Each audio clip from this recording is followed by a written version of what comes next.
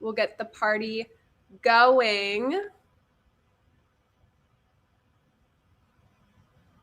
All right. Hello, everybody. Welcome, welcome. Happy Thursday. Happy Friday Eve. Very exciting. Welcome to the DTCX Tech Masterclass series. My name is Dylan Duchesne, and I am the Technology Partnerships Manager at Gorgias. So I will be your host for this afternoon, as well as speaking a little bit later. So I'm very, very excited because we have some incredible speakers joining us today. We're going to talk all about, personalization and automation and finding the balance between the two. As always, I encourage everyone in the chat to be active, ask questions, engage with the speakers. If you want to give us a little shout out on social media, we totally appreciate that. And if you could hashtag DTCX and give us a little love, that would be amazing.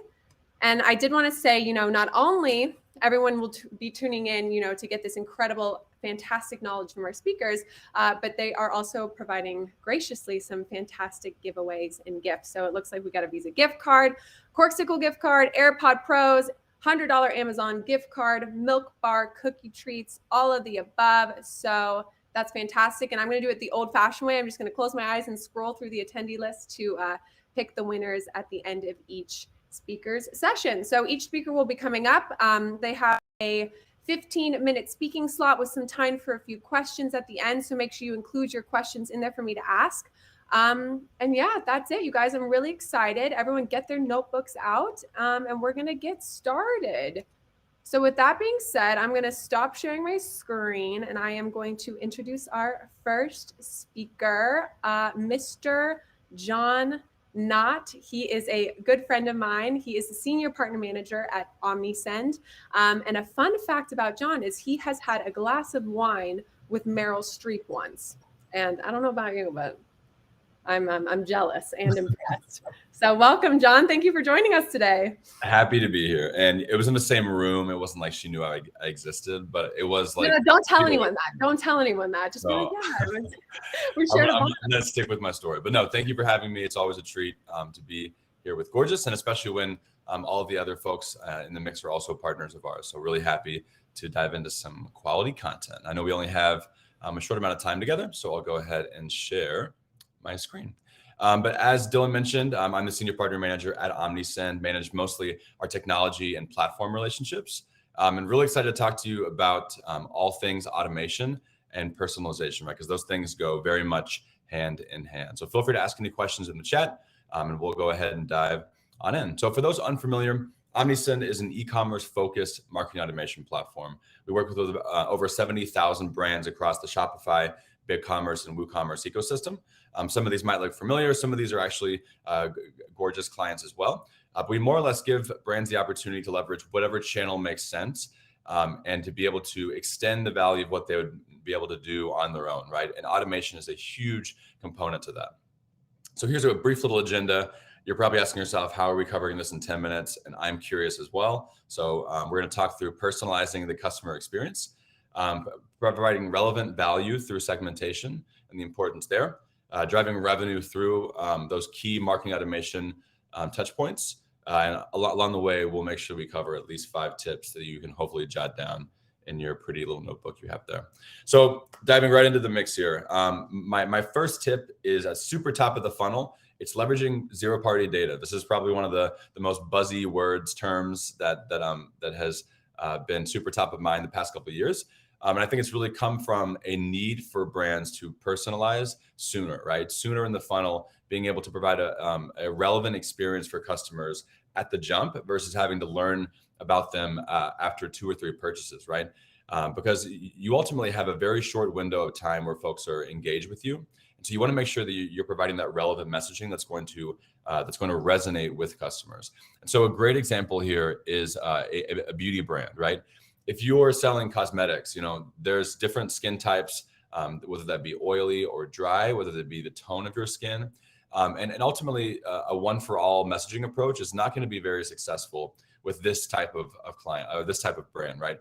And there's lots of applications for using zero-party data, but capture as much data as you can prior to them at the opt-in point, whenever they're actually engaging with you for the first time.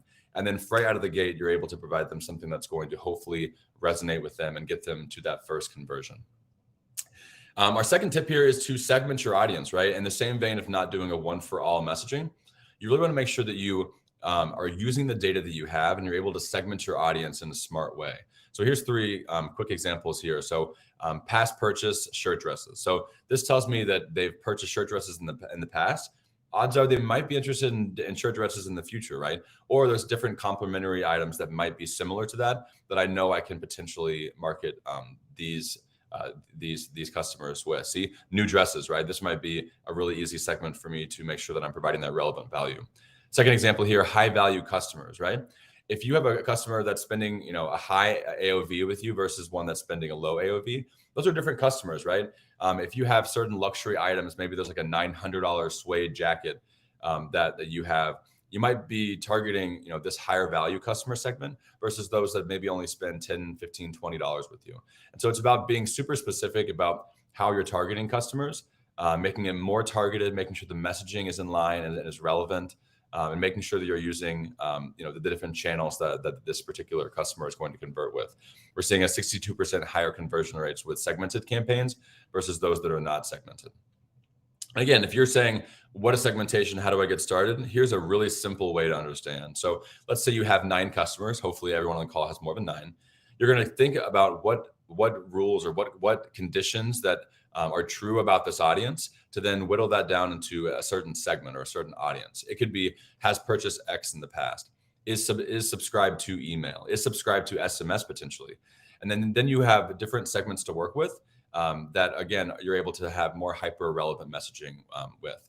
And the really nice thing is not only are you going to resonate more with this audience, they're more likely to purchase, but you also improve customer loyalty and retention as well, right?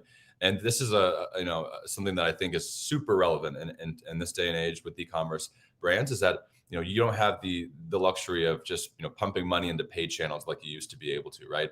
With the iOS updates, there's a lot that's been kind of restricted, and so brands are looking for ways they can they can increase retention and build that long-term customer value.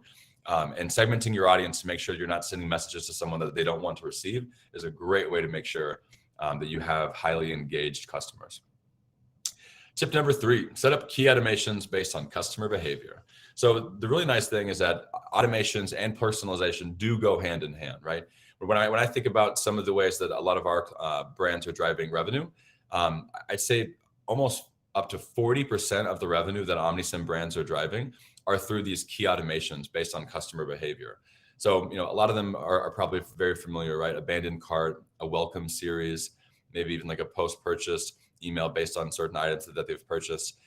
You can drive a lot of your revenue, quote unquote, on autopilot by making sure you have those key automations set up for those inflection points that you can provide a really punchy moment to get to drive them down further and further down the funnel, right? To then be in control of getting them to that next stage of the funnel. So 335% higher conversions of automations versus campaigns here. And there's lots of data on this too. We release quarterly and sometimes biannually. Does that make sense? Yeah, we're gonna go with that. Biannually reports that walk through billions of emails, millions of SMS messages, and give you kind of the really drilled down insights into what we're seeing overall. And so again, that 32% of all email orders coming from automated messages, massive. 33% conversion rate for automated emails, right? This is all quote unquote based on customer behavior, not something you have to do functionally by sending a campaign. And then pretty interestingly, a newer channel for us, 35% of web push notifications are converting as well. So again, just to really hammer home this point, if you remember one thing, it's that these key automations, even though they may only account for 2.4% of total email sends, they're super potent. 32% of all email orders coming from just 2% of those total email sends. And here's a look at which automations are converting most, right? So you have the welcome series, right? This is someone that has just opted in to receive messaging from you. Odds are they have a purchase in mind. Maybe they heard about you from a friend. Maybe there was a referral link they were sent, whatever it may be. This is one of the largest opportunities you have to convert folks. And we see that almost 53% of the time, these welcome series do convert. Second is that abandoned cart, right? Someone has engaged with an item so much that they've put it into their cart. Odds are that they're pretty interested in that item, right? So being able to deliver a just-in-time messaging to get them to convert in the cart with some sort of messaging. You can add additional value add. You can provide them free shipping. Doesn't always necessarily have to be a discount, but certainly can be. These convert almost 40% of the time, right? And then you have some others that are still, not anything to put your nose up about, right? 20% for lapse purchase. Those that maybe purchased from you 60 days prior but haven't since. Order and ship confirmation. Those transactional emails pack a huge punch, and I'm sure we can talk about that here in a minute. But lots of opportunities to engage with folks. And again, these are all automations that you can set up to be able to drive desired behavior based on how your customers are interacting with the brand. Tip number 4 is to add SMS to the mix. If you're a little bit hesitant around SMS, I'd say that is understandable. It's a new channel as it pertains to it being B2B, but there's lots of value here, and our brands have definitely seen that as well. There's some of our brands that drive 6 months worth of SMS revenue, which is again a newer channel for them, has paid for 2 years of their Omnisend package with one of our big commerce clients named Beware. So lots of opportunity here. I wish I could dive more into this, but it's definitely an interesting channel to check out. I'd say that there's the time is now to start driving those SMS opt-ins. So if you're already asking for email at the acquisition point where folks are opting in to receive emails from you, why not add SMS to the mix so we at least can start to build that base and potentially be able to play with that in the future as well. Again, whenever multi-channel campaigns automations are viewed versus those that are not multi-channel always wins in terms of being more highly engaged, more revenue being driven, and a higher customer retention rate over a single channel as well, because they're individually opted into all of those, right? There's not a unsubscribe from all opportunity. And last but not least, I'll be quick here, although there's a lot of words on these pages. So number 5 is to leverage split automations. I think this is a great opportunity for brands to be able to kind of optimize what they're already having success with, to then come up with a better way. Maybe it's protecting your margin, right? In this example, I'm saying I'm not going to give away house and home. I'm not giving a discount to just everyone. I'm saying if the cart value is over $100, then maybe I'm okay with it, right? Then I have my baked in margin and I'm comfortable giving a 20% off discount. Potentially, if it's under $100, maybe I'm not. Maybe this customer already had it in their cart. They were already that close to potentially purchasing. Maybe they'll purchase regardless. I don't need to give away a discount to just everyone. So think about ways you can do this based on cart value. You can also deliver pretty interesting, unique post-purchase series based on purchase history. So this could be, different AOV thresholds. This could be those that maybe have purchased certain items or not purchased certain items. And then lastly, you split your audience by their purchase behavior as well. So are they new a customer? Are they a repeat buyer? And adjust your discounting strategy accordingly. I would say don't get too complacent with doing kind of a one size fits all, especially when it comes to discounting, because that's money that you're potentially leaving on the table. Definitely test this, and I think you'll be pretty surprised with the results as well. And then our bonus tip here is to take a step back, to zoom out for which automations you already have in place that are driving revenue and driving value, and thinking, okay, how can I continue to make these even better, right? If you have a single welcome email that's going out to all customers, I'm sure that's performing quite well. But think about if you were able to segment those in maybe just 2 or 3 different buckets, right? Think about how much better those could perform. Or if you have maybe a 1 welcome email versus a welcome series of potentially 3 emails, that could be really interesting as well. Maybe you'll be able to drive a decent amount of incremental revenue by having that second and third step in the flow there as well. Same with cart abandonment. If you're just doing an email cart abandonment, this is a great opportunity to leverage email and SMS. We're seeing lots of brands having success there. And last but not least, browse and product abandonment. If these are not automations you have set up, great opportunity further up the funnel. They haven't put items in the cart, but they've been browsing certain products or browsing certain items. Odds are you can definitely get folks engaged. Again, these are super relevant because you know what products or what items that they've actually been looking at. And so if you are not doing these today, I would say you definitely should consider. And that's all I got. Hopefully that was on time. I think I did pretty good.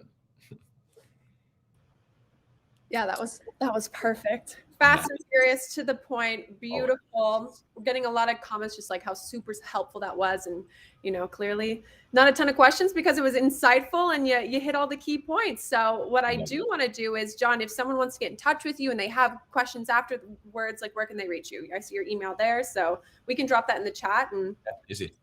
People can reach out to you afterwards. Okay, so now Omnisend has graciously given $100 Visa gift card. So what I'm going to do is go to the attendees list. I'm going to close my eyes. I'm going to scroll, and then I'm going to pick a lucky winner.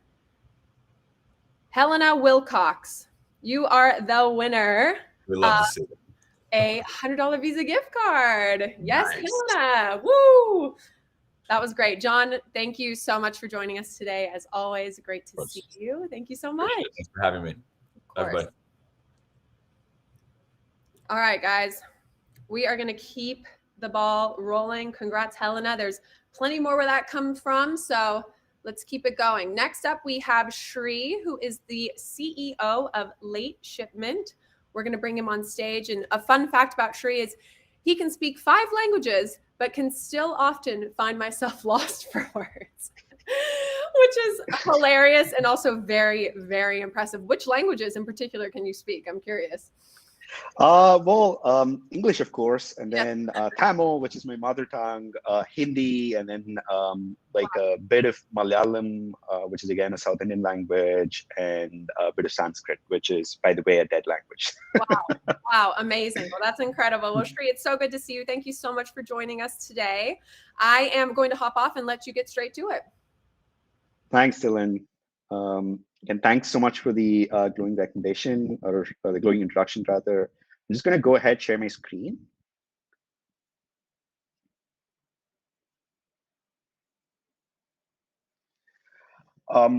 So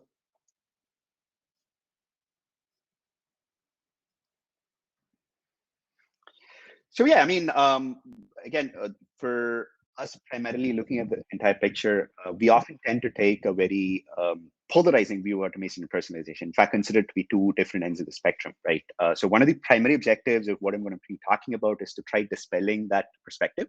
And I will be taking particularly a post-purchase view of things, because that's really where our expertise comes from. Easiest way to introduce ourselves, we help brands build memorable and personalized post-purchase experiences. We have the privilege of working with about 4,000 plus brands, most of them in the e-commerce space, and also valued partners like Gorgias. And most of what we are going to be covering comes from insights directly from these knowledge houses, right? So that being said, maybe the first question we start with, why take a post-purchase perspective when it comes to automation versus personalization? It doesn't mean much. I mean, most of the examples I'm going to cover are coming from a post-purchase perspective, but then the insights that are underlying these examples definitely cover more general scenarios, right? And an important reason for doing this is coding Gorgias. About 40% of support interactions typically happen after a shipment has been picked up from the warehouse, right? That's really why we start helping customers. We help them with a whole bunch of things like automating communication, making sure alerts are thrown up at the right situations, ensuring that customers have a stellar experience when they're tracking shipments, having a seamless returns experience, and so on. So these insights are closely connected to that. So let me, I know we of late, in very recent times, we have a lot of conversation about automation and also personalization and trying to pit one against the other. But it's not just something that has merged quite recently, right? This antagonistic view towards like one versus the other, especially from a customer point of view, has existed for about 10, 15 years at least. The best example of that will be a site called gethuman.com. I'm sure many of you here might have actually been on that website, right? For people who are not aware of it, it's basically a website which exists to guide people through IVR options when they have an automated system, when they call into a support team, and help them navigate through those options such that they're able to get to talk to a human as quickly as possible. And the funny part is, if you look at the most common numbers looked up when you go to gethuman.com, you will see most of the popular brands listed there. I mean, brands that you probably been frustrated with IVR options and things like that, right? They have about 2 million visits a month. Even brands like Amazon feature quite prominently there. And The funny part, though, right? Obviously, the website exists because people are frustrated about support interactions, especially having to shout into the receiver, "Hey, talk to support," or something like that. There's a voice response system, or punching a bunch of options, never getting to talk to a human, right? So those are definitely frustrating, and we've probably been part of that too. But then, funnily, the same websites which are featured here, let's take Amazon for instance, right? Obviously, when you're trying to maybe have a question resolved about payment, you definitely don't want to sit through an IVR or any automated option for that matter, right? But on the other hand, let's imagine you're trying to return a product to Amazon, and the easiest option you have at your disposal is to just log into your account, pick what product you want to return. Couple of steps later, you have a label printed out, you put it in a box and ship it out without ever talking to a human, right? And when you think about it, probably in this scenario, you're going to embrace that automation and the fact that you did not have to waste your time talking to a person to accomplish what you set out to do. So that brings me to one of the first tip, rather, I would even call this the most important tip. We can obviously see, even in situations, same brands which have a combination of automation versus personalization, there are distinct preferences on the customer's end regarding what is going to be better in each scenario, right? So context really matters in this regard. And that matter, talking about context, right? Maybe a very important input point there. We tend to maybe even antagonize automation to the point where, hey, we lose the human connection. People are going to be frustrated dealing with the IVR system, dealing with options they click on a screen, right? And that is correct to an extent, because when you think about factors that govern people's perception of customer experience, human interaction rates exceptionally high. In fact, it's one of the highest factors that people use to decide whether they had a pleasant interaction or not. But then surprisingly, a couple of other factors, right, rate even higher than human interaction, and they happen to be efficiency and convenience. So when you think about the bigger picture, efficiency and convenience are hallmarks of automation, right? Without even involving a human, you can have a very quick experience, which is very convenient and have your job done. And human interaction runs lower than that. And this was the guiding principle that we see many successful brands use, especially brands that we work with who've done extensive research in this regard, trying to figure out what is better for each scenario. In fact, I had the privilege of learning this from a couple of brands which do this consistently well. The thumb rule they generally adopt is that automate transaction and personalized conversations, right? What I mean by that, situations where people are looking to accomplish something quickly or have information handed to them regarding the question they have, which is very short, something very straightforward and to the point, such as order status updates, right? Or rescheduling a delivery, which just means they have to pick an alternate date and confirm that action. Or creating a return when all they need to do is confirm that they want to return the product and get a refund for it. Situations like that, automation works exceptionally well because these are transactions and people are expecting quick resolutions without talking to a person. On the other hand, if you talk about conversations about policy exceptions, maybe, or payment related questions, product usage, maybe how does this product look and feel like? Does it fit in my space? Situations where conversations are part of the resolution process, it makes a lot of sense to try considering a personalized approach because it not only creates a better experience overall, but that interaction often leaves a positive experience behind on the customer end. So that brings me to the next point, right? Obviously, we've considered, hey, once we know the context, we're able to easily decide which route to take. But then, is that the route that automatically needs to be taken? The answer is obviously no. And a very important point to remember, in addition to context, when you are trying to make the choice on behalf of a customer, is to remember that the choice ultimately belongs to the customer themselves, right? In fact, a lot of research suggests one of the most important factors that govern whether customers walk away from an interaction feeling positive about it or not is the impression that they have, whether they felt in control of the conversation or not, right?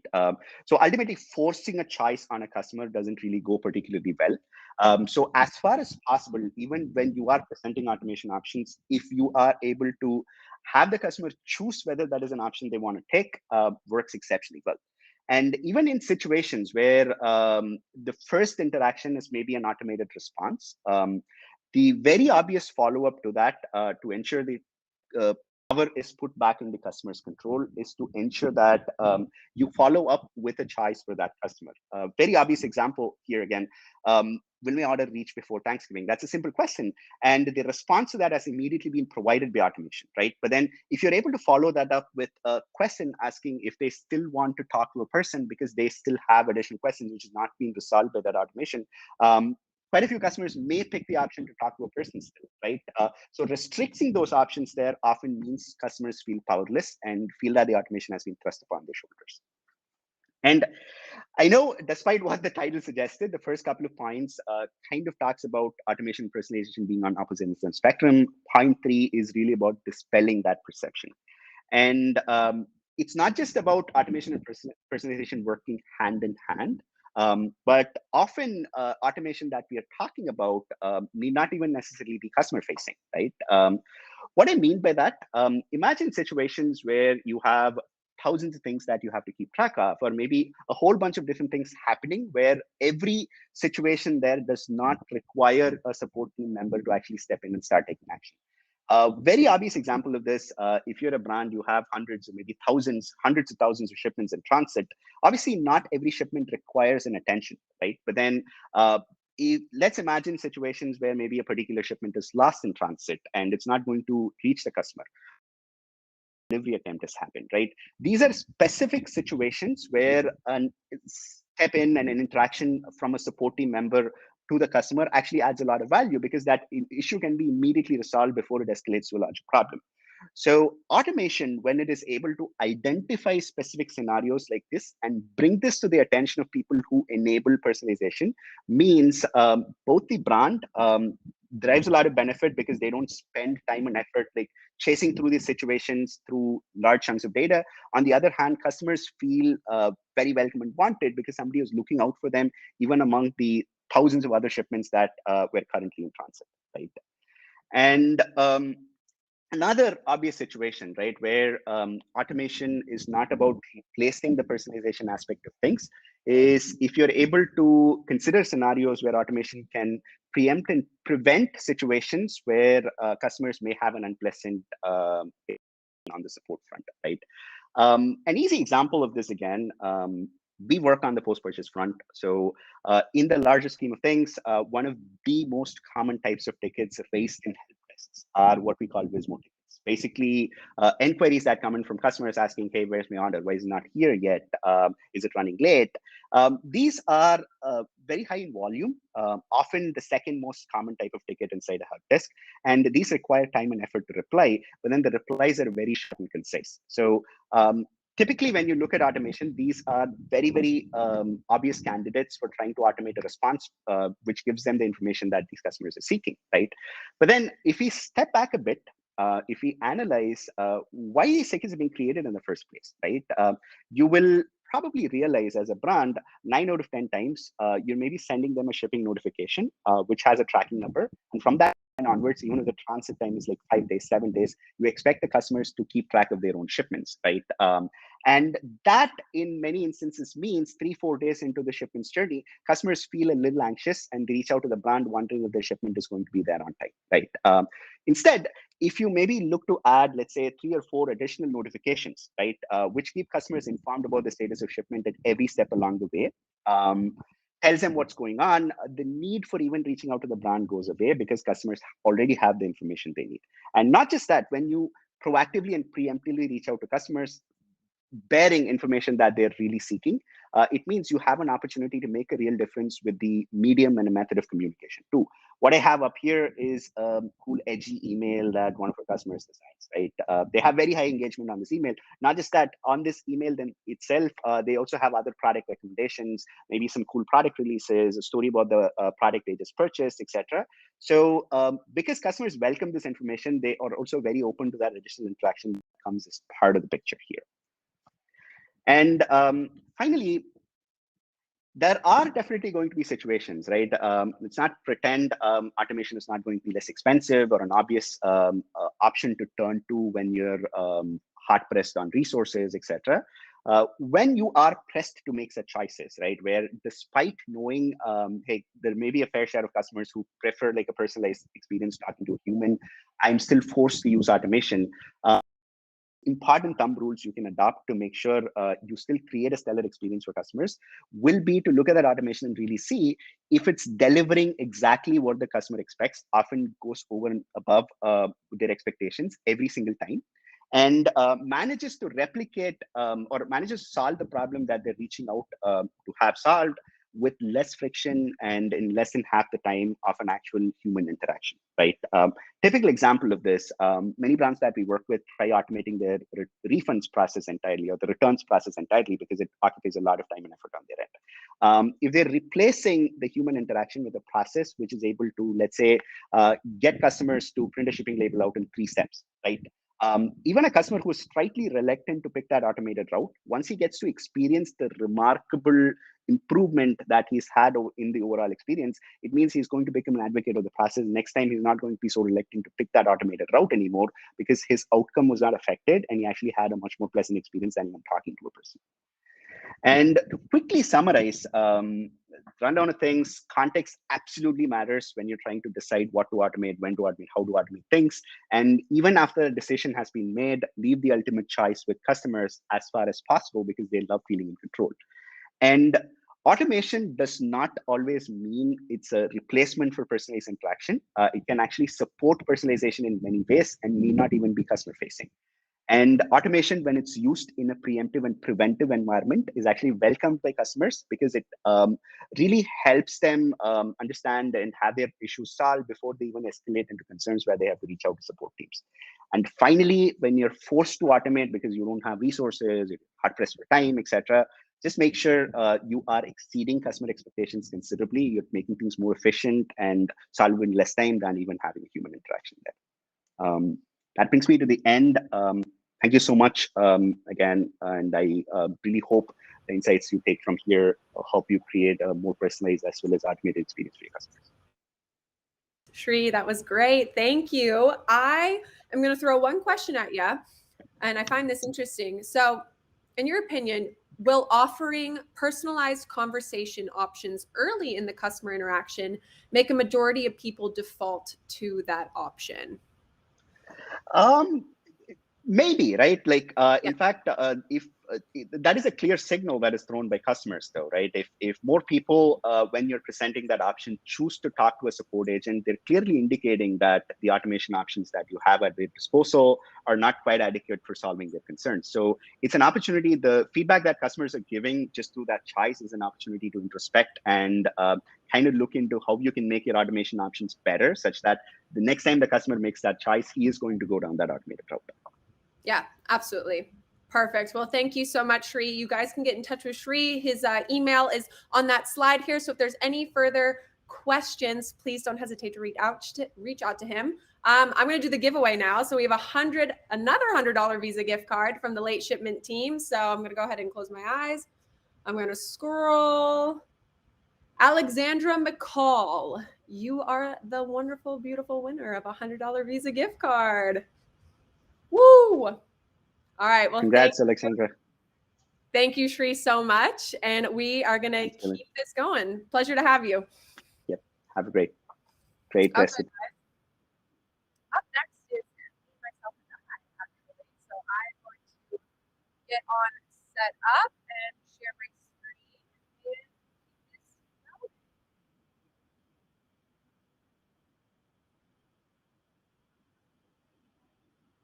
All right. So here we go. So hello, everyone. So I am Dylan. I am the Technology Partnerships Manager at Gorgias.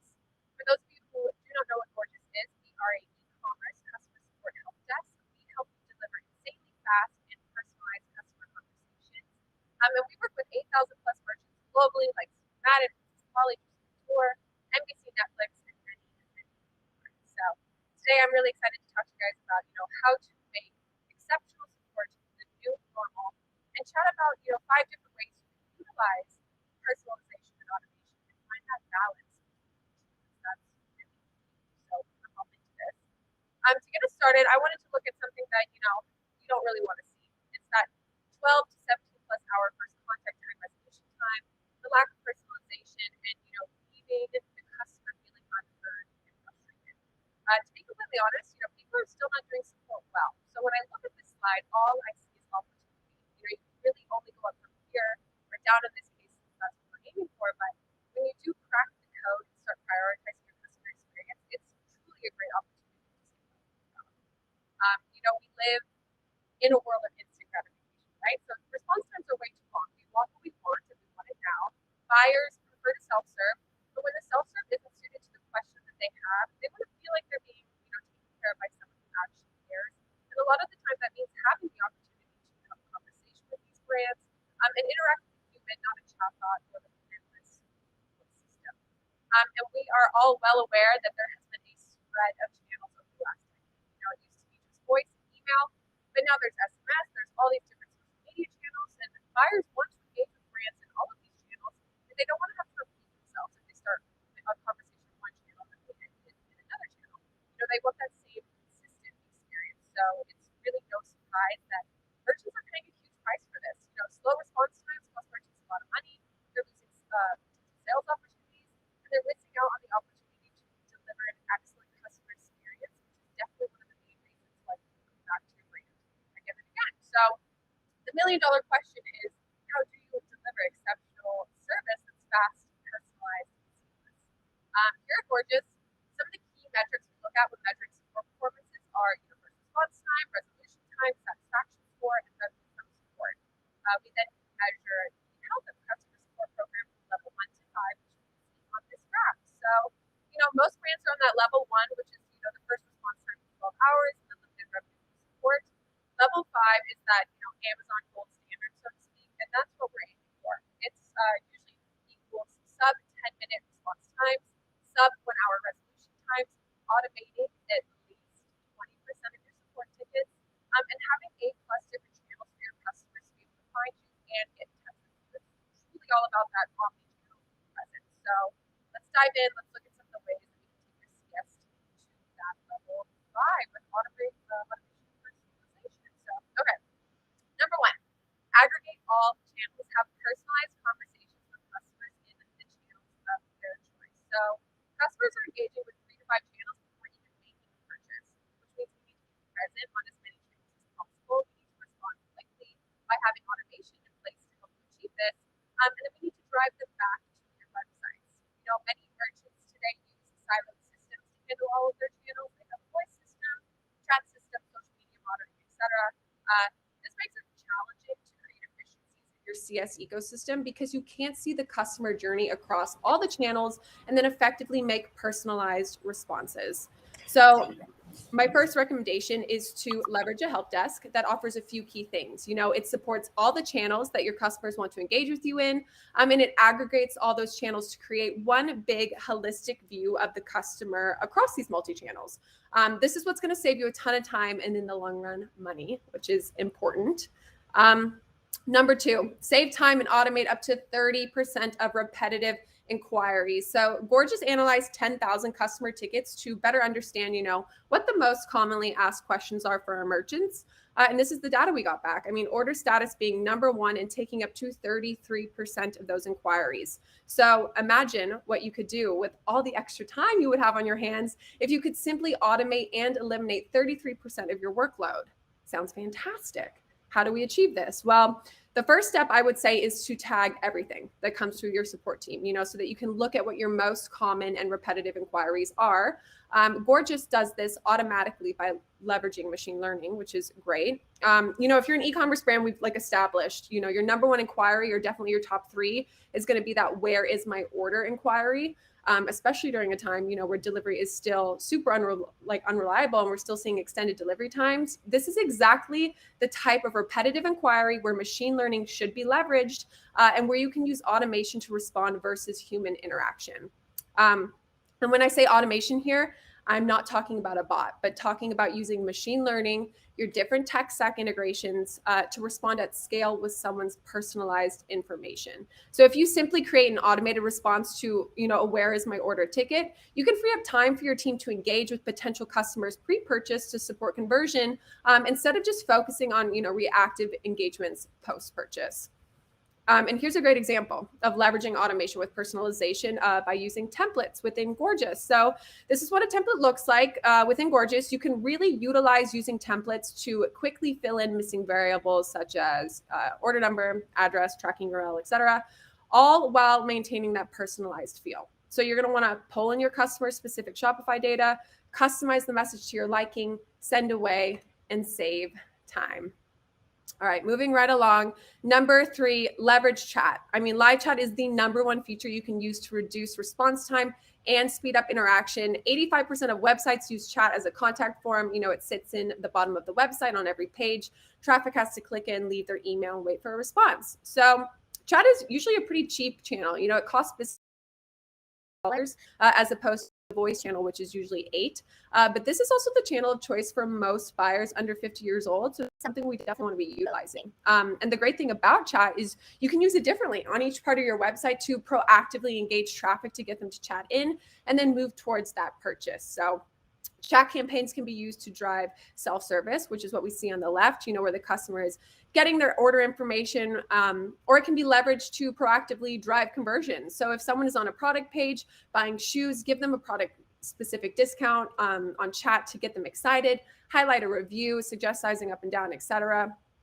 This is a great example of this. So OG Skincare is a Gorgias customer, and they're so good at proactive chat campaigns to boost their CVR. So they have a huge product selection, and many people don't know what product works well on their skin. They can't try it on remotely, even though like I wish that was a thing. So having a proactive chat is highly effective to help make decisions and have the customer ask questions about color selection. And you can see this in practice here. You know, this is a real conversation from someone around Christmas. They're messaging in saying they're a senior, they're having some issues, you know, picking the right color. And then someone on the brand side is able to hop in, respond, suggest a specific product, and then 3 minutes later, the customer purchased over $200 worth of products. So by proactively prompting the customer to engage with you is definitely going to help you convert them into buyers and get that sale. Okay, number 4. Turn social browsers into buyers with sentiment detection. So social media is a huge channel these days for driving revenue. It's continually growing. So you really want to prioritize comments and DMs and leverage machine learning and rules to help you organize them as either negative sentiment or positive sentiment. So rules are just a great way in general to manage and automate your support volume as a whole. An example of a rule is up above. You know, if the messaging channel is Instagram comments and the sentiment of that message is positive, then tag it as a social lead opportunity for purchase, and your CS agents can hop on that right away. You will gain a greater return on ad spend through the identification of warm leads and focusing on converting them to customers. You can also use this as another opportunity to get your relevant offers out there, you know, drive people back to your website. If someone is commenting on your Instagram and they're tagging their girlfriends, you're going to want to hop on that opportunity. You're going to want to give them a little discount, make them happy. And in return, you should see a huge opportunity by doing so. Now, this does work both ways. So you're also going to want to leverage automations to hide negative comments directly from your help desk to prevent, you know, a particularly vocal person from tarnishing your brand publicly. So whether it's positive or negative, it's important to hop on those comments right away. Use the rules or automations to respond at scale. And to finish this off, SMS, baby. It is all about the two-way SMS. We have seen brands have a ton of success when fully leveraging SMS as a part of their support strategy. So, you know, when brands are able to reply less than 10 minutes, we've seen an incredible 28% conversion rate, which is significantly higher than desktop-based resale chats. So one of our customers, Olipop, they are one of the best in the game at SMS. You know, they did a campaign where they got product feedback, and then they launched a new flavor based on that data with an early launch solely to their SMS list. So they sent 10,000 messages, and then they ended up generating $64,000 in sales in the first 24 hours, which is, you know, crazy. The two-way communication is key here. You know, their CS team responds to every SMS response. They make it personalized. They automate the message where it makes sense. And then in return, this generates a lot of sales. So by integrating your text message marketing platform with your help desk, you can automatically forward all text messages to your customer service team. And this is going to enable your representatives to quickly respond via text. An example from one of our SMS partners, Attentive, they found that customers drive 31% more spend from shoppers who receive replies to their text message inquiries compared to those who do not. And just to wrap it up with a couple more stats, Olipop was able to decrease their response time by 88% and their resolution time by 91%, all by responding fast, leveraging automation with the personalization, and of course, combining their help desk, which is Gorgias, with their two-way SMS platform. So I know I've covered a bunch in a short amount of time, but if I could summarize it into 4 points, it's omni-channel conversations, be everywhere, automation and personalization. Automate where it makes sense so that you can personalize and spend time where it really matters. Leverage the chat and the SMS. And the number one is obviously respond fast. And what's really going to help you respond fast is having automations in place. So that's it, the end for me. If you want to learn more, don't hesitate to reach out to me. We are offering a special offer. If you sign up now, you're going to get your second and third month free. And that's it for moi. I'm going to come back. I'm going to stop sharing my screen. All done. And, Gorgias is offering AirPod Pros. So I want to go ahead and get those away right now. Let me look through. All right, 1 second. Could everyone hear me? I hope so. I just got a couple messages. Oh no, the sound went out. Oh gosh, guys. Okay, well, I'm sorry. Whoops. Well, either way, if you want to email me and I can recap all this for you, but I apologize. I wish I knew. Oh gosh. Okay. Well, now let's pick the AirPod Pros winner. All right, I'm gonna go. Kat Manders, you are the winner of AirPod Pros. Thank you. Congratulations, Kat. Thank God I ended strong. My goodness, you guys. So sorry. But congratulations, Kat, on the AirPod Pros. Fantastic. And we are going to keep this on rolling, and hopefully everyone else's sound just works much better than mine. But next up to the stage, we are going to bring up Raina from Thankful, and she is the Director of Customer Success and Deployment. So hello, Raina. I'm going to read your fun fact. Outside of Thankful, Miss Raina, she has 2 unruly dog children. Love that. And she enjoys hiking, cycling, and yoga. So thank you for joining us today, Raina. Thank you for having me. This is my second time here, and I'm excited to be with all of you and I love it. with Gorgias. I know, I love it. So I'm going to let you get started and I'll hop off. Okay, perfect. Go ahead and share my screen.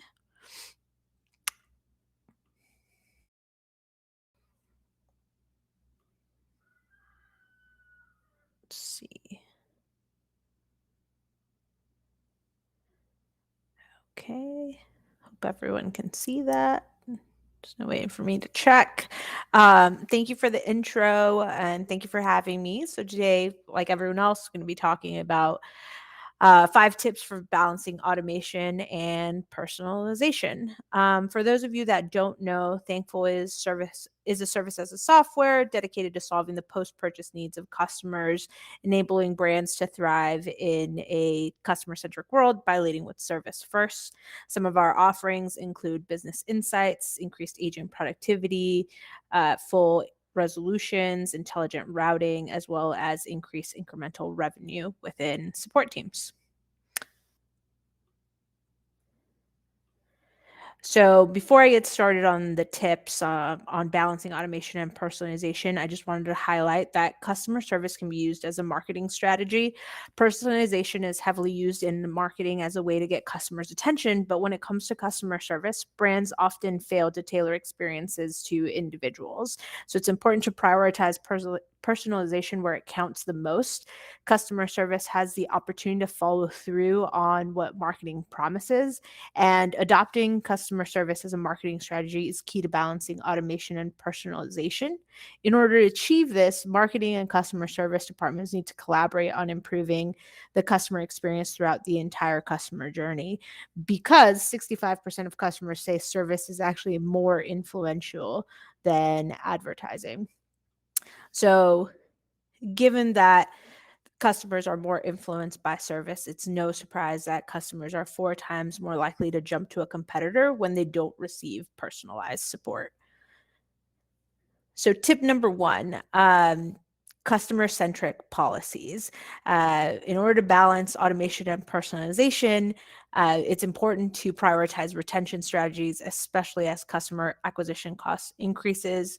When using automation for customer service or marketing, the focus should always be on the customers. It helps when you have standard processes within your brand or within your organization, so that if you are leveraging automation, your automation can be used to have these engagements with all of your customers and not relying on your team members to make judgment calls every single time a new scenario comes in. And just as a side fact, companies with customer-centric policies are 60% more profitable than organizations that don't have customer-centric policies. Tip number 2, collect and analyze your customer data. So a personalized experience doesn't mean regurgitating information, but using that customer context to deliver a well-informed experience, whether that's by service, marketing, or otherwise. And so you should leverage tools, automation tools that can access that customer data and tailor your engagements accordingly. Tip number 3, align your automation with your brand. So 90% of customers expect to have a consistent brand experience across all platforms and channels.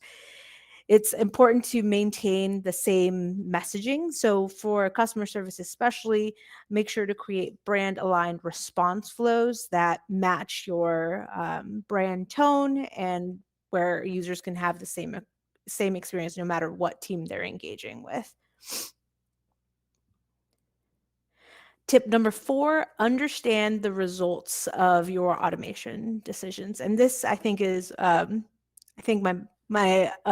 pro tip for balancing automation and personalization. So what are the consequences of using automation with your brand's policies? For example, if you have a firm all items or final sale policy, what will the effects be of automating that 1,000 times?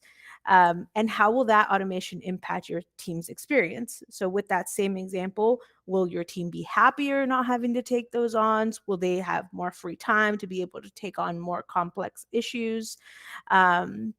Another key part of understanding the results of automation is learning where not to use automation. If you have unique processes for making exceptions for customers, those kind of requests are probably best served by humans and not an automation that might not be equipped to make that type of judgment call. And then lastly, the final tip for implementing balance between automation and personalization is to test, evaluate, and adapt. Automation is not a set it and forget it solution. You should continually test the system or the solution that you're using and ensure that the technology you're using allows you to test strategies, processes, and different promotions so that you're able to make adjustments along the way.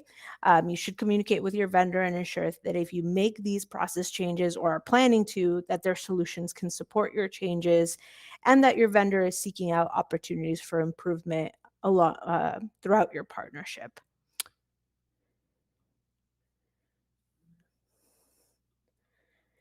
And as an example, when leveraging Thankful, you can have an automated yet personalized experience. A customer reaches out about an order or the status of an order. Taking into account brand process, Thankful is set up to offer a replacement after confirming the customer's address. The interaction can be customized based on customer LTV or other parameters that the brand desires. If you want to learn more about Thankful, you can check out our website at thankful.ai to request a demo. You can also connect with me on LinkedIn. And I think we have somebody from our team also available to take down your information if you want to connect directly. Woohoo! Thank you, Raina. That was great. Thank you. I have one question I'm going to throw at you. Okay. How do you know if your company is ready for AI? You know, if a brand is asking, how do I know if my company is ready for AI? Just a sec. I would say that if you have standard processes, or you have your teams answering repetitive tickets. I mean, if you've been in customer service, you know the type. You wish that your customers would use your knowledge base articles, but it's so much easier for them to just reach out to your team. So if you have repetitive issues that your team is responding with the same answers, I would say you're probably in a position to implement AI or automation. Yeah, absolutely. Couldn't have said it better myself. That was fantastic. And Arena has provided with us today a Corksicle gift card. And I love Corksicle. So I am going to do the thing. I'm going to close my eyes and I'm going to pick the lucky winner. B. Craig Hudson. Craig Hudson, you are the lucky winner of a Corksicle gift card. Congrats, sir. Thank you for having me. Thank you, Raina. Thank you so much. All right. Awesome. That was so good. Learning so much. We are on to our final speaker, and I'm sad about it. I can't believe this time is flying by. But last but definitely not least, we have Kim joining us. She is the director of product marketing from Okendo. So we're going to get her on up here. And I love her fun fact. She says when she's not at Okendo, she enjoys baking and trying new recipes on her family. And she says the weirder and more exotic, the better. Kim, I want to know, what's your weirdest thing that you put on your fam? Well, we like to try really weird, different combinations of food. We found that our family actually really likes peanut butter and pickle sandwiches. So just trying different stuff. The pandemic was definitely a time to get out there and try some new stuff, but anything from any different ethnic dishes and yeah, it's pickle and peanut butter. You know what? You're not the first person to say that, so now I just feel like I have to try it. I feel like it's delicious, and I'm gonna love it. Like Thai peanut sauce with cucumbers, delicious. Just a little bit. Yeah, it is sweet and salty. It's the perfect mix. Well, thank you, Kim, for joining us. I'm gonna hop off and let you get started. Awesome. Thanks so much, Dylan. I am gonna share my screen up here. There we go. Great. Okay, so for those of you that aren't familiar with Okendo, Okendo provides all the tools merchants need to capture and showcase customer-generated content, including product ratings and reviews, photos and videos, and questions and answers. And then brands use that content to build shopper trust, drive conversions, and maximize customer lifetime value. We are really, honored that we work with over 5,000 of Shopify's fastest growing brands, and we're growing like crazy, adding more every day. And if you aren't using us, we hope you'll check us out. I just wanted to thank the Gorgias team and everyone here for having me today. And it's really exciting to be here with a number of great companies to dig in and talk about the importance of finding that delicate balance between automating and personalization, personalizing your communications and your marketing outreach to your customers. So I've only been with Okendo for about 6 months, and every day I'm just excited and honored to help our entrepreneurs and merchants build their businesses and reach their goals, and using Okendo's reviews platform to help them get there. So during this session, I'm hoping to share with you some ways that you can really try to strike that balance between personalization and automation.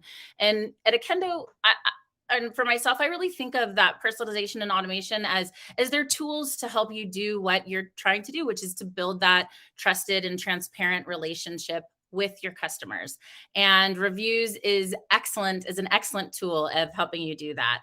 So today I'm going to give you some thoughts about how you can facilitate your customers driving kind of their own personalized experience with your brand, sort of a choose your own adventure style there. I'm going to show you how easy it is to operationalize that zero-party data that John touched on earlier, and that we're hearing so much about in the market today, and it sounds a little daunting. So I'm going to give you some tips and tools on how to get started and harness the power of that data. And lastly, how you can use negative feedback to your advantage using automations with some really slick, exciting new integrations that we have with some of the other partners on the team. Great. So let's jump in. But before we do, I just want to set the stage a little bit. And these are facts that you probably kind of know, but these numbers are just so compelling. Some recent data that's come out is that, nearly 100% of customers are reading reviews before making a purchase decision. And 50% of shoppers are reading reviews while they're shopping in brick and mortar stores to figure out whether or not they're going to assess that, where they're going to make that purchase. And our research shows that customers are willing to spend 31% more with a brand that has excellent reviews. So we know that reviews have really become more important than ever. And so what we're going to jump into today is how we can use reviews to help strike that balance between personalization and automation. All right, so let's really get into it. Want to just start off here that, the most important thing that your brand can do is to work to develop a trusted and transparent relationship with your customers. And this is that trust there is where the fine line between balancing automation and personalization comes into play. So we're going to go through some examples here about how reviews can help manage that.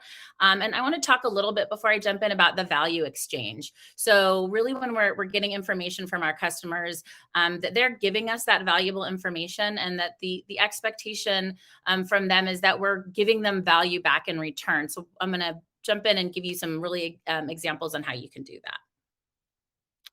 All right. So the first area that I want to talk about here is customer attributes. And you can see I've kind of like got the little green bar going around there. And this is information that your customers are willing to give you about themselves, about either their personal preferences. John touched on it a little bit earlier with a beauty brand, maybe your skin type or skin tone, or maybe demographic information, feature information, characteristic information. And all of this is customizable by you, the brand, what information you want to ask your customer about to give to you there. So in this scenario, if I'm in my mid 30s, I am athletic, and I'm looking to see how this product fits, I may be more likely to choose that product if these characteristics resonate with me as well. And this allows you, getting into the next component here, is using filters and this is where it comes into that sort of that choose your own adventure. I'm kind of calling it our self-service personalization that you can offer to your customers through using your reviews application. So they're wanting to understand having a personalized experience with your brand as they go through their shopping and experience, to what are characteristics that are important to them, and providing this type of information that they can drill down and hone in on is really valuable there. So it's a little bit of a different approach that you might think from personalization and automation, but I think it's a really handy tool that you can provide to your customers and help them with that value exchange we were just talking about. The other thing that you can use your attributes to do is to really guide your customers towards what about your product resonates, is important. So, getting a 5-star review that says awesome or I love it doesn't really give your merchants or your customers information about exactly what is special about your product. So this will allow you to do that. And of course, all of this is completely customizable, no code writing necessary, and you can configure it on the back end and leverage that across your product portfolio. All right. Second one coming in here is how can you use your zero-party data that you've just collected in the form of attributes to provide that hyper-personalized communication. So we know that zero-party data is that information that your customers are willingly giving to you about themselves, and that's exactly what attributes are. So if you're a brand that is collecting this type of information but not turning that information around to deliver value back in the form of personalized content and communications, you should start doing that. So we're seeing brands really effectively take that information where they're collecting the review events and customer attributes. They're syncing with an email service provider, an SMS platform. They're creating those audience segments, and then they're turning around and really effectively communicating their customer base about the products and that are really of interest to their customers. And as a result, they're creating deeper relationships with customers and turning those one-time buyers into long-term loyal customers. All right. The last thing I want to leave you with here is the ways that you can use really automations to turn negative reviews or negative feedback about your products into a big positive and a win for your company. So at Okendo, we highly recommend that all of their merchants publish all their negative reviews as well as their 5-star reviews. Those negative reviews can have a really positive impact because they really help to establish that trust and authenticity. I want to show you this here. We have one of our customers that I was just chatting with recently who is using this really effectively. And through looking at some heat mapping tools, they're seeing that their negative reviews are really helping to convert shoppers immediately. So they also are absolutely diligent of very, very quickly responding to those reviews and providing a way to make it right, or providing some more context about maybe what's gone wrong there, and that they find that their customers are going to those reviews looking for that, and then it's really helping to convert them into making that purchase. And how can you use automations to do that? Well, we just yesterday with Gorgias, Okendo, we rolled out a really deep integration between the two platforms, which allows customers to streamline that customer service process so that you're not hopping in between apps. And based on whatever threshold that you as a brand would set up, maybe you say anything that's 3 stars or below would create an automatic ticket within Gorgias to automatically trigger for that customer service agent to either respond publicly or privately to their to that customer, and then they can have that either be on the website or resolved immediately. And we saw a really interesting with one of our early adopters, Ilia Beauty. They saw a 59% increase in the average time to respond to reviews overall for their customer service, which was one of their, I was talking to the head of marketing there, and she said that allowed her to immediately just sign off on one of her key results, her KPIs that she's being tracked on. Well, and that wraps it up for me. I want to thank you so much for your time today. And I hope I really achieved my 3 goals here of showing how you can provide that self-service personalization option to build trust with your customers, to give you a little bit more context about how you can really start harnessing the power of zero-party data into your marketing campaigns today with data you may already be collecting. And lastly, how you can use automations to turn those negative interactions into a positive one that builds trust and transparency. So thank you so much. Thank you, Kim. That was great. Sorry, my Slack is buzzing off now. That was so good. I love a few points that you touched on, and I did have one question for you, especially around the negative, past reviews, because sometimes we leverage our help desk to, hide those comments. So that was an interesting point that you said there. To touch on that, why does my customer service team need to see a customer's past reviews if it doesn't have to do with the issues they are currently writing in for? And I know you said it's all about transparency and everything, but we'd love to know. Yeah, and it's really about building that trust. Yeah. And just like I like to think about it is your relationship with your customers is like any relationship that you have in your life, and it builds upon past experiences.